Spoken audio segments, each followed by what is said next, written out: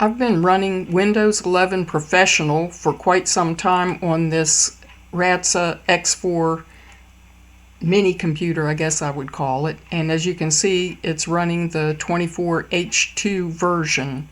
But I decided that I would like to install Linux on this machine and see how it does. I've selected Linux Mint 22. I've downloaded the ISO and put it on a USB drive, so I'm just going to restart the computer holding down the F7 key and boot into Linux. It took about 11 seconds to get to that point, and now I'm going to use the arrow key on the keyboard to bump it down to my USB drive. I'm going to go ahead and start Linux Mint 22 and see how long it takes it to start up the distribution from a USB drive.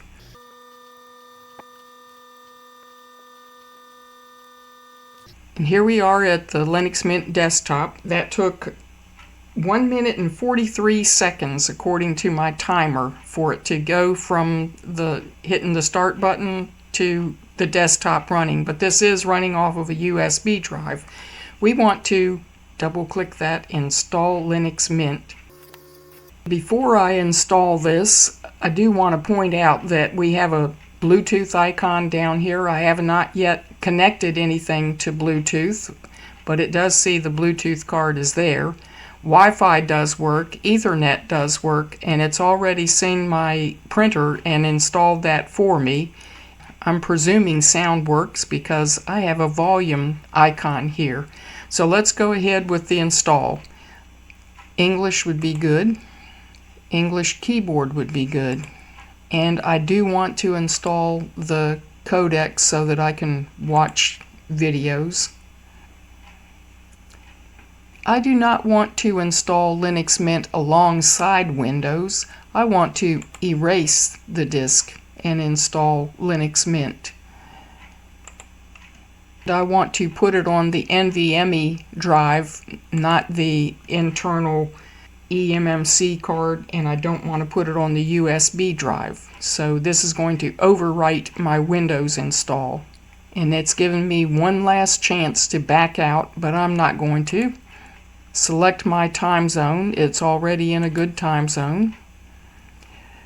My name, user.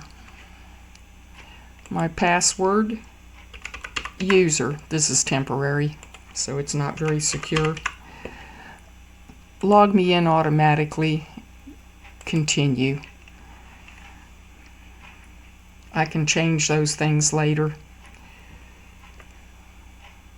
And I've put the timer on from the time that I hit the install button, so we'll see how long it takes to install Linux Mint.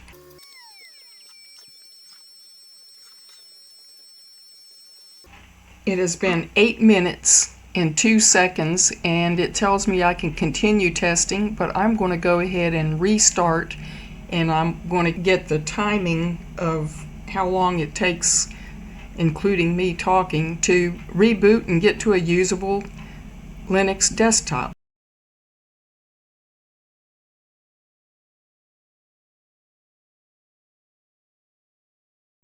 I'm removing the USB drive, hitting enter.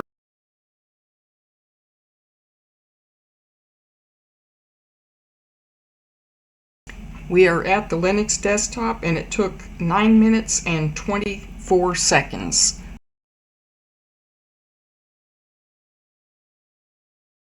Remarkably quick and easy installation process. It took 11 seconds to boot to the BIOS, 1 minute and 43 seconds to boot from the USB drive, 8 minutes and 2 seconds to actually install to the NVMe drive, and then another minute and 22 seconds to reboot the machine. So all told, Linux is completely installed in 11 minutes and 18 seconds. Also, I was not pressured to make an online account or log into an online account. I don't have pre-installed apps that are hard to get rid of, such as OneDrive. You can uninstall that on Windows, but sometimes you have to jump through some hoops to be able to do it. If you want it, you can install it on Linux, but I personally have no use for that application. I don't particularly want to see the welcome screen, so I'm going to uncheck this box and close it. I'd like to have a different background, so I think I'm going to change the background by right-clicking. And let's go to this folder, Wilma. I like this background right here, so that is done. One more thing I need to do is connect to my Wi-Fi because I disconnected my Ethernet. Let's click on the network icon down here, and in the list of available networks that comes up, I'll select my network. Now I'll type in my password and hit connect. Now I'll go ahead and install whatever updates show up on the update thing. Apply the update. It's downloading something. There we go. The update to the update manager, and these are the things that it found, so I'll go ahead and install all of those and come back after fast forwarding through this.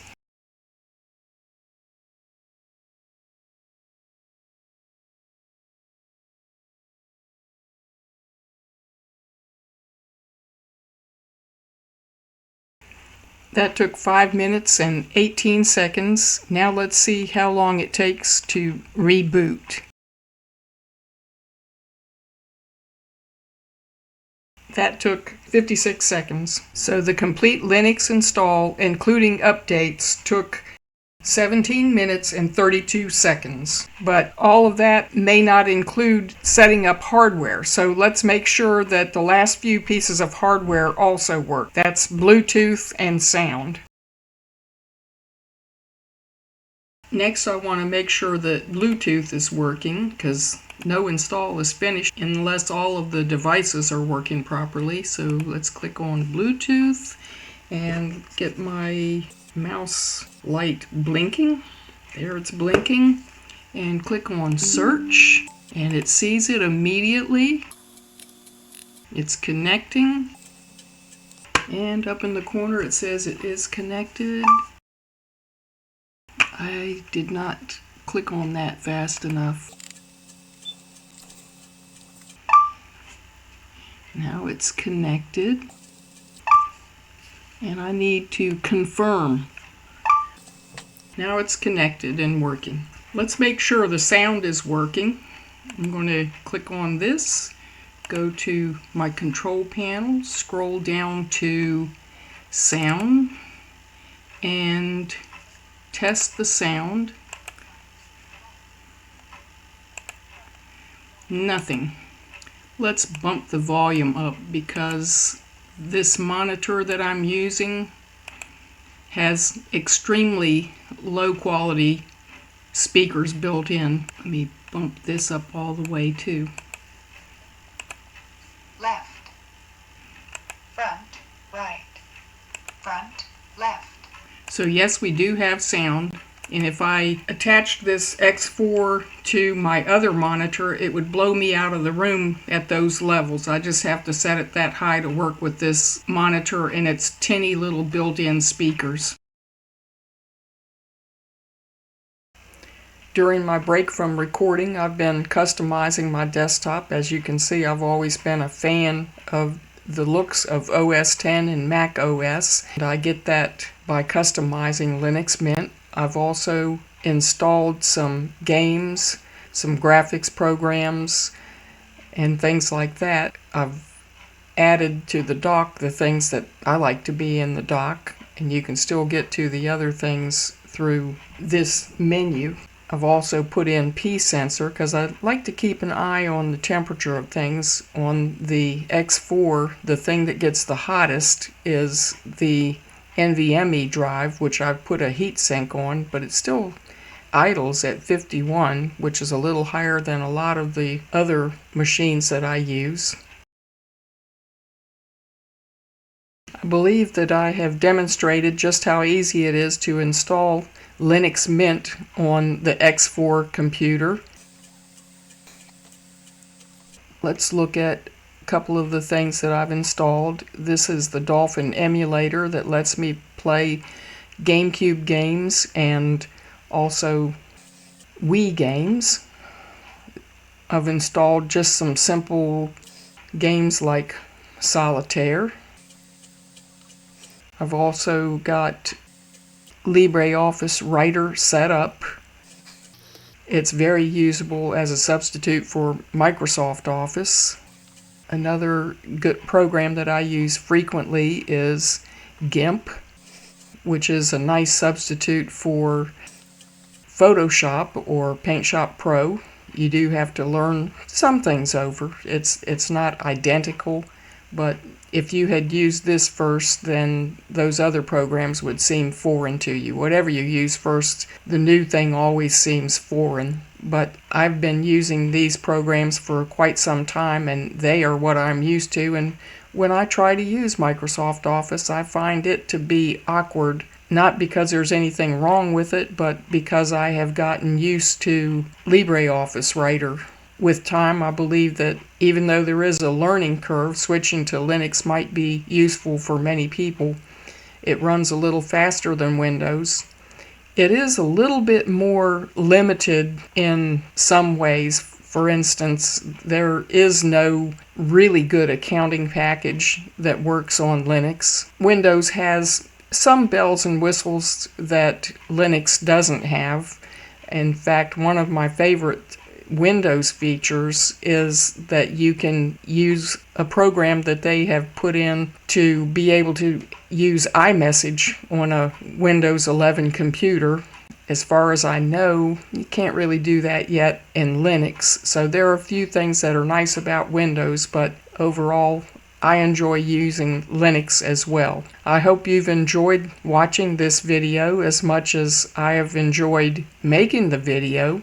If you have, please like and subscribe. That should end this video. I'll be making another one soon. Thank you for watching.